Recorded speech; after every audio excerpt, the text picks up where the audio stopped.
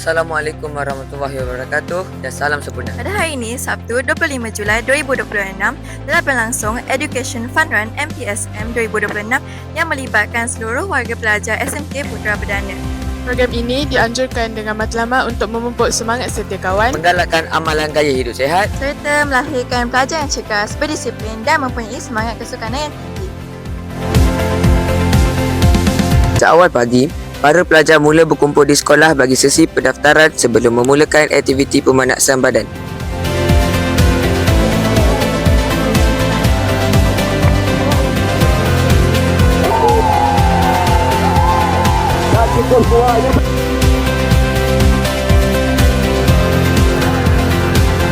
Dengan penuh semangat dan keterjaan, para peserta bersedia untuk memulakan larian yang telah dirancang.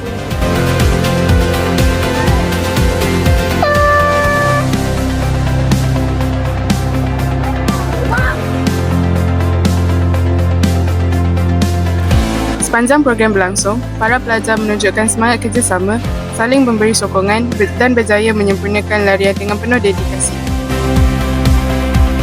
Aktiviti ini bukan sahaja menguji ketahanan fizikal, malah turut mengeratkan hubungan silaturahim dalam kalangan warga sekolah.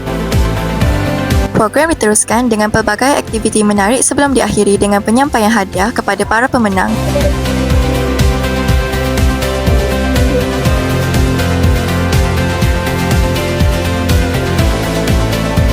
Lapan sembilan satu.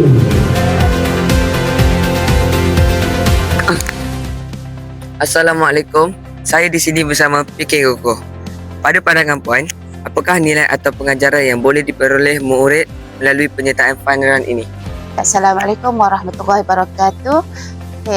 Pada pandangan saya, pengajaran yang boleh kita dapat untuk sempena fun run yang dijalankan ini ialah pelajar menjalankan tanggungjawab sebagai seorang pelajar bagi meningkatkan markah PAJSK.